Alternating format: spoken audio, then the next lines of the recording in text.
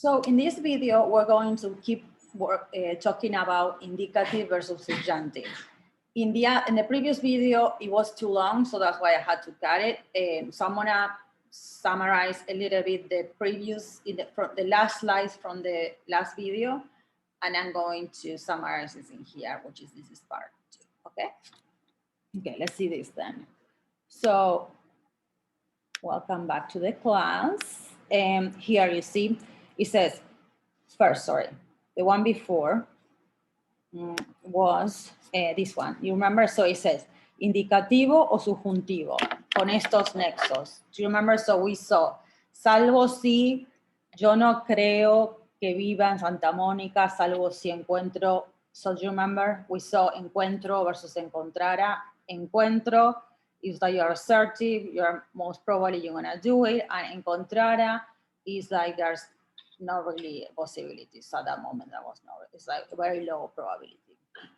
Then, excepto si, remember, same, ofrecieran, ofrecen, and then por si acaso, same, las necesitamos, las necesitáramos. So that's a summary from the previous one. So now we're going to jump in this one, where it says salvo si, excepto si, por si acaso. Entonces, por ejemplo, so I'm thirsty. So, presente de indicativo. Tengo una habitación. Tengo, which tense is that? Indicative. Okay, tengo. Present tense, right? So, tengo una habitación libre, excepto si viene alguien a algún o a último momento. So, now what we have to see the difference between viene or viniera. So, what do you think is the difference?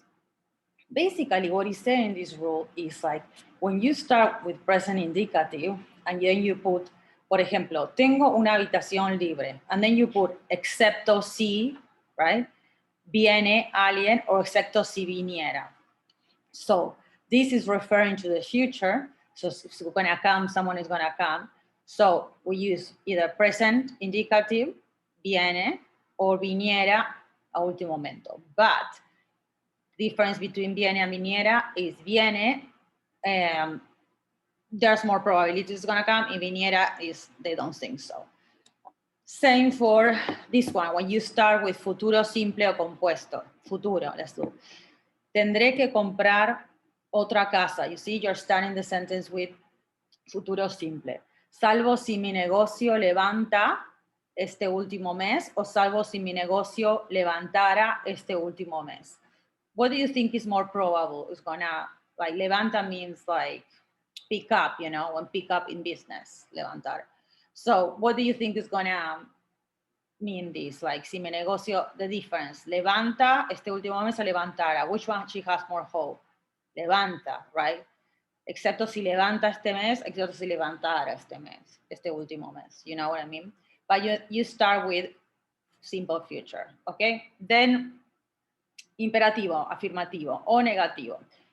As you probably saw, remember previous classes like B1.1 and in intermediate. But here, when you say imperativo, no, imperativo, sorry, negative. No vendas la casa, okay, right? Salvo si necesitas versus necesitaras. So, por ejemplo, don't sell the house except if you need the money or you need the money. So, in this case, what do you think is going to be more probable? Si necesitas o necesitaras dinero. Which one you say that you need the most? No vendas la casa salvo si necesitas el dinero, meaning you can, there's still chances. But necesitaras is like, you don't think she's gonna need the money.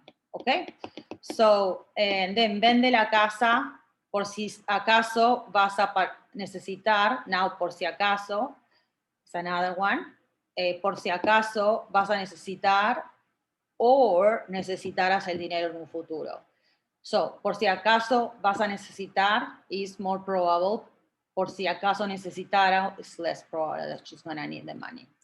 So, now you have to form this a sentence for each of them, and the teacher should be correcting this to you. I know it could be. Anyways, don't worry, we're gonna see this in context, so you can actually practice these differences. And that's what I always like to do with my students.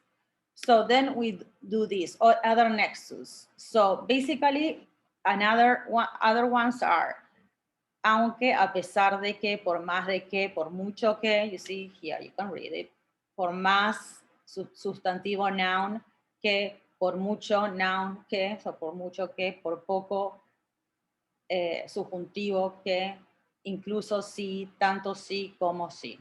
And then, these last three ones, pero no con futuros y condicionales, son solo con pretérito del subjuntivo, okay? So for you, it might be like same like saying Chinese, right? But don't worry, I want to see examples. I always believe in examples. So let's do the first one. So indicativo, me voy a la playa aunque está lloviendo. So aunque is this one. Aunque, the first ones, okay? See, we're seeing this. Aunque. So I'm going to the beach even though, Miss Aunque, even though it's raining. Is it raining right now? I mean, according to the sentence, yes, it's raining. Aunque está, even though it is raining. So that's indicative, right? Because it's a fact. So me voy a la playa means I'm going to the beach even though it's raining, right? Now, subjuntivo, that was reality. Now subjuntivo, me voy a la playa aunque llueva. Haga frío o nieve, meaning I'm going to the beach even though might be cold or might be snowing, you know? So no se sabe qué tiempo va a ser. So that's the difference, just the future, you know? It's like, even if aunque está lloviendo, the other ones is a reality that's happening right now, and this is about the future, since that's gonna happen. So in that case, you're gonna use the subjunctive, okay?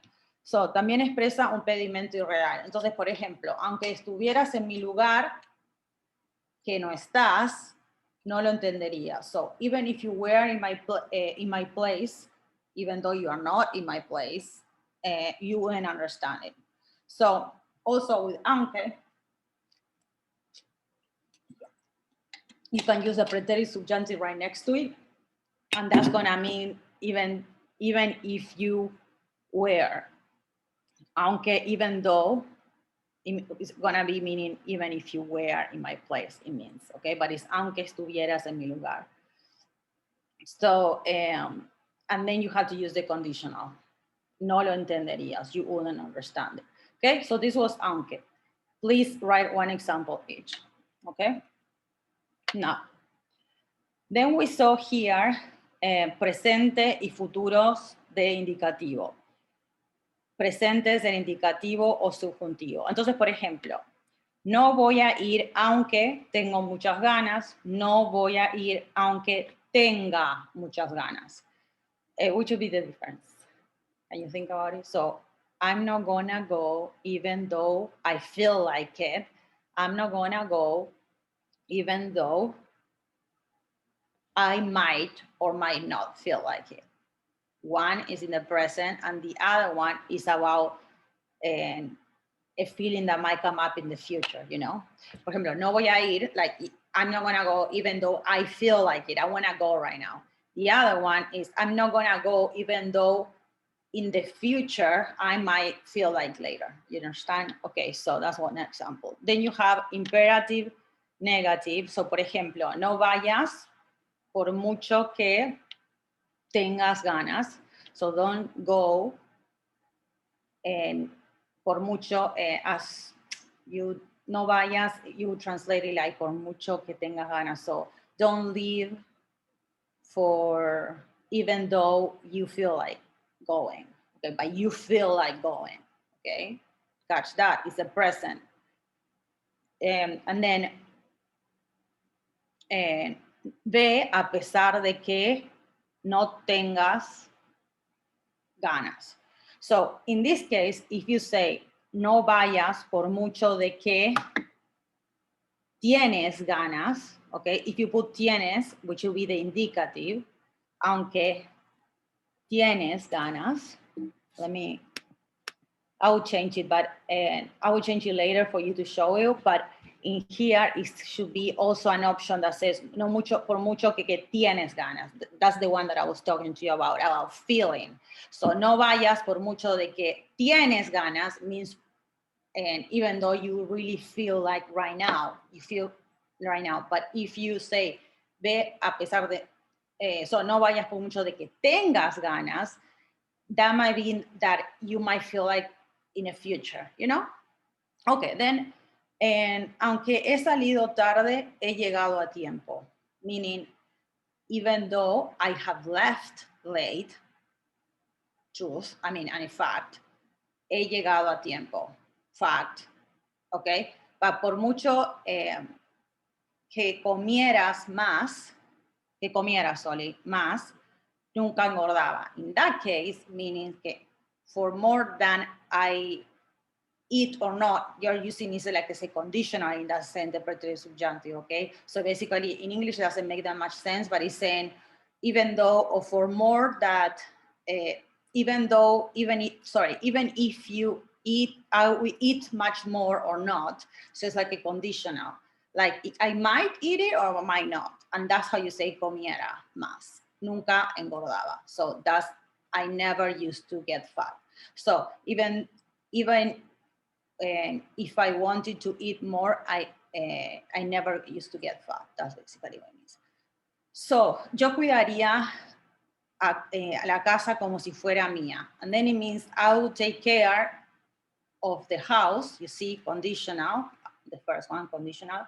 Como si, as if it was mine. So that's basically what it means. So when you have conditional, then you use the subjunctive, okay? The preterite subjunctive. You have to study a little bit and please do one sentence each, okay? I know it's a lot. And then let me see how many do I have. 1, 2, 3, 4, 6. 1, 2, 3, 4. Wow, that's a lot. So I'm gonna give you one more and I promise I will do another video. So this one, aunque por mucho, a pesar de que, concordancia de los tiempos. So, por ejemplo, concordancia obligada por el tiempo, el del verbo principal. What does it mean that? That looks like Chinese to me too. But it means like, no voy a, for example, no voy a poder corregir mis errores, okay? Always let's take a look. No voy a poder is in the future indicative. Aunque is one of this one, the connectors that we've been seeing, right?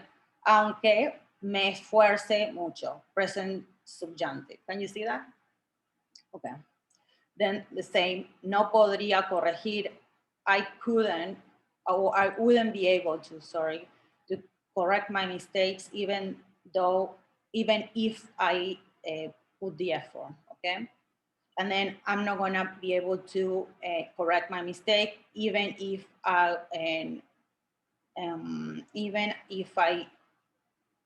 might put the effort or might not put the effort. So I'm not gonna be able to correct my mistakes even though there's not an exact translation, that's why it's really hard to say. Even though I might put or not an effort, I'm not gonna try basically. So, you know what you can do in order to keep practicing this? I will go and translate on Google it in each of them. And then when it says, ¿cuál es la diferencia entre estas oraciones? Which is the difference? I want you to be able to explain it back to us, you know, or to the teacher. Explain it back, and that way you know that you got it. Okay, and then write please an example of each. Okay, so I will see you in the next video with the rest. We have 3 more slides to cover. Yeah, and I will see you very soon. So thank you so much for tuning in again. And if you like our classes, you can subscribe and enroll in one of our classes. Thank you. Bye-bye.